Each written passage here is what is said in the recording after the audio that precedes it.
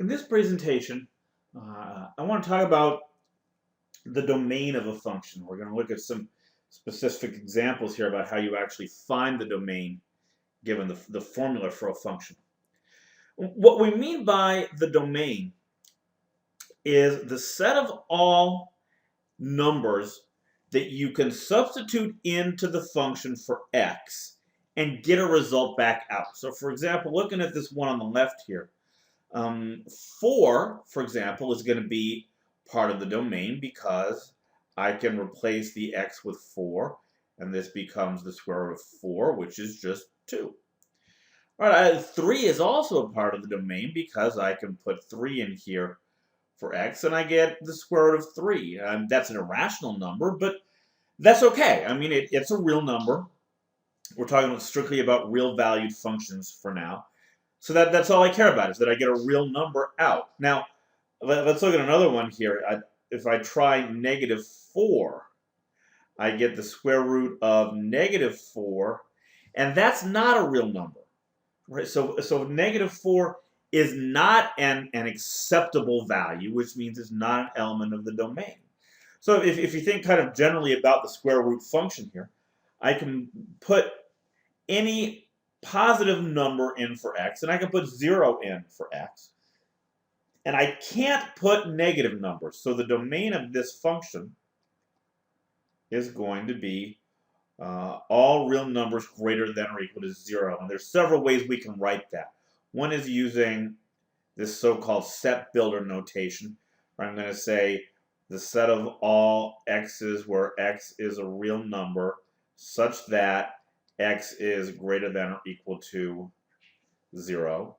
Or, and this is a little more convenient, we can use the interval notation and say 0, comma, plus infinity. Now, that's what we're talking about by the domain. And you can actually see this if you look at the graph. If you look at the x-axis here, right, if you look down here at the x-axis, you'll see that the only x values that give us functional values are the positive ones. The graph of the function, that blue line, doesn't extend over here onto the negative side of the x-axis. So visually, that's telling us that the domain is made up of just those positive, non-negative numbers that I listed here for the domain. Now over here on the other side, I have another example. This original function, g of x, just by itself, ignoring that little extra part I put on the right, the domain of this would be all real numbers. Because I can put any number in there, multiply it by 3, and add 20, and get another number back out. However, the person that designed this formula says, look, this function only works for x values between 2000 and 2025. A situation where you might see this is, for example, if this were a cost function, right? Cost is equal to 3x plus 20. The cost of producing x units, where x is years. The person who developed this model might have said, look, it's only going to be reliable out to 2025. Because beyond then, it just becomes too difficult to predict. We don't know what changes are going to happen in the market. We don't know what changes are going to happen in terms of consumer interest. Are they still going to want our products at all? What's going to happen to the dollar and exchange rates and our ability to buy the products that we use to make our product? We just can't tell reliably any further out than 2025. So we're going to intentionally, we're going to purposely limit the input values of this function to being x values between the year 2000 and the year 2025. All right, so let's think about how we go back to finding domains when we're given a function like what we have on the left there. There are two things you need to consider when you're trying to figure out what the domain of a function is. The first thing you need to worry about is, are there variables in the denominator?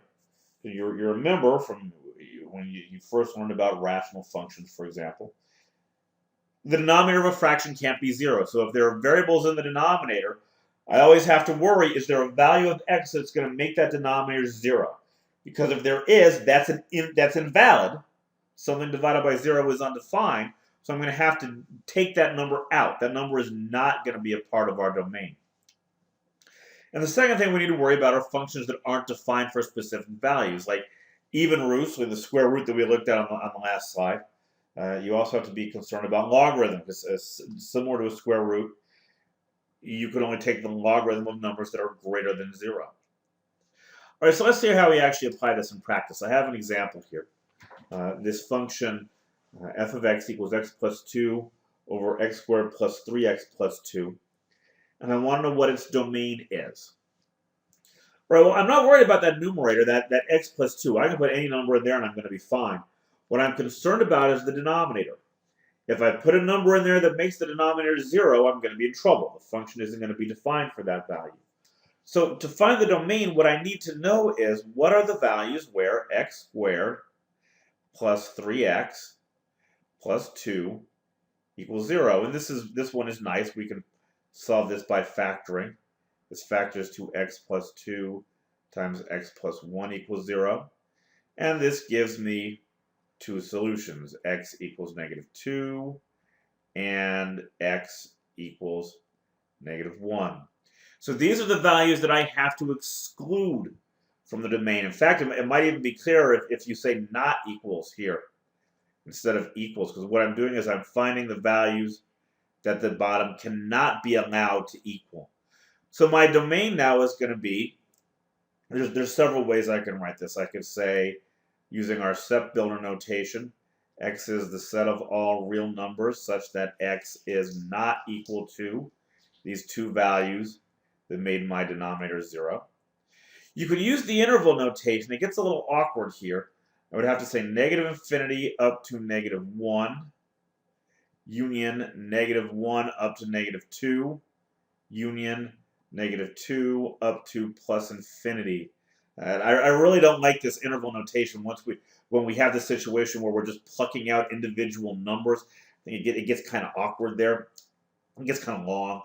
Another way you can write this is using subtraction. I could also say the domain is the set of all real numbers minus the set -1, -2. Right? Any of those three methods would be an acceptable way to write the domain of this function. All right, let's try another one here. Now we have a square root. No denominator here for there to be variables in, so I don't have to worry about that part, but I do have to be concerned about that square root. I know that I can't take the square root of a negative number, so what I want to know is what are the values of x that make that thing I'm taking the square root of greater than or equal to 0. Those are going to be the acceptable values. So now I'm just going to solve this inequality. I'm going to subtract 1 from both sides. I'm going to multiply both sides by -1. And don't forget, when you do that, right, you have to reverse the direction of the inequality. So that gives me my domain right there. Those are the acceptable values. My domain is the set of all real numbers such that x is less than or equal to 1. Or, it's not so bad to write this with the interval notation. It's, oops, there we go, -infinity up to 1. Whoops, there we go. We have to include 1 because I wanted the numbers less than, right? So I want the numbers from -infinity up to 1. Or if actually, I wouldn't want to do this using subtraction, right? That subtraction method is only good when we're taking out individual numbers. So either of those would be acceptable ways to write the domain. And you can test this out real quick. I have students, they get a little edgy about this sometimes. I'm saying that it's okay for x to be negative numbers, right? Like -2 is in that range. But try this out. I mean, see what happens here. If I put -2 in here for x, this becomes the square root of 1 minus -2, which is the square root of 1 plus 2, which is the square root of 3. And that's perfectly okay, right? It's the fact that we're subtracting the x here that makes it okay to put negative numbers in there, because that negative combined with a negative x value becomes a positive number. All right, so let's look at another example. Here I'm mixing them up. Right now, we have the logarithm, which we have to be concerned about because we can't take the logarithm of negative numbers. And I have a fraction. I have a variable in the denominator. Right, so let's see how we combine these two. Right, I know that with the logarithm, that limits me to taking values of x that are greater than 0. And for the denominator cannot be equal to 0. So x can't be equal to 1. All right, so now I have to combine these two. Let's actually see if we can't graph this here. See if this helps to see what's going on. I'm going to start with this one. X is greater than 0. Right? I'm going to put an open circle there because it's strictly greater than. And that is x greater than 0 are these numbers up here. And that's good so far. Now I have to take out 1. So I'm going to come here to 1 and I'm going to put another open circle to represent that I'm kind of slicing that 1 point out. And that's going to be our domain. Our domain is going to be all the numbers greater than 0 except for 1. And this gets a little trickier to write in a neat way. Let's see. The domain is the set of all real numbers such that x is greater than 0 and x is not equal to 1. There's no better way to write that, unfortunately. And if we wanted to use the interval notation, I'm going to start with parentheses because I don't want to include 0. We have strictly greater than here. Up to 1, union 1, up to plus infinity. That is going to be our domain. Those are both acceptable ways to write it. All right, so let's look at another one here. This one, f of x equals 3x cubed plus x squared minus 2.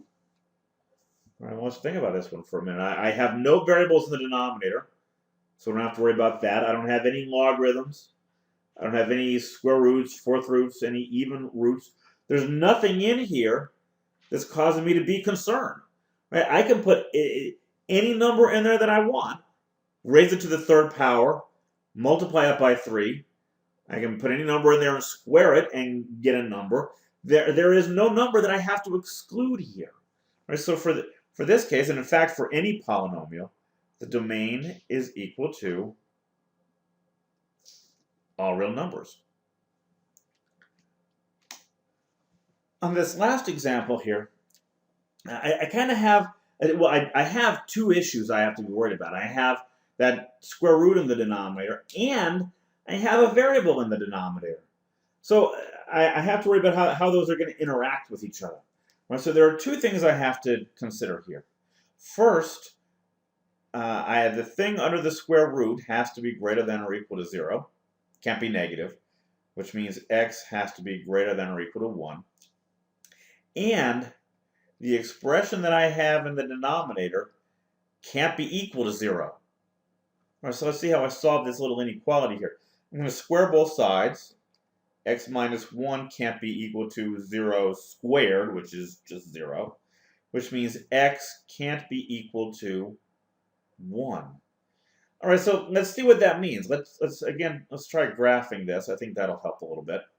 X greater than or equal to 1, that's these numbers here.